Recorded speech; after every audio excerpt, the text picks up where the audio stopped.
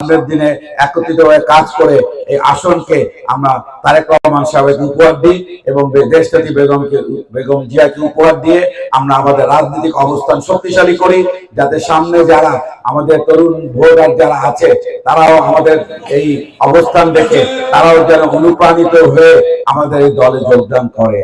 আপনাদের কাছে যুবক ভাইদের অনুরোধ করব, আপনাদের যারা ছোট ভাইরা আছেন যাদের প্রথম ভোট হবে তাদেরকে আপনারা অনুপ্রাণিত করবেন, শুধু বাড়ি বাড়ি গেলে হবে না। আপনাদের যারা ছোট ভাই ভাতিজা ভাতিজি যারা আছেন তাদেরকে ভোট কেন্দ্রে আনার জন্য আপনাদেরকে উৎসাহিত করতে হবে।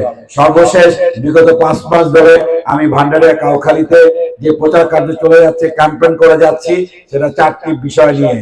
সেটা হলো মাদক মুক্ত, সন্ত্রাস মুক্ত, চাঁদাবাজি মুক্ত এবং ইফতিজির মুক্ত ভান্ডারিয়া কাউখালী এবং নেসরাবাদ। এই ধরনের অনেক ক্যাম্পেইন করে যাচ্ছি। আমরা কাঁধে কাঁধ মিলিয়ে কাজ করব। রাষ্ট্রপতি জিয়াউর রহমান মাত্র 5 বছরে দেশের রাষ্ট্র ক্ষমতা ছিলেন। 5 বছরই 19 দফার সকল দফাগুলো উনি বাস্তবায়ন করেছিলেন। যাকে নমিনেশন দিয়েছে সেই আমাদের প্রার্থী।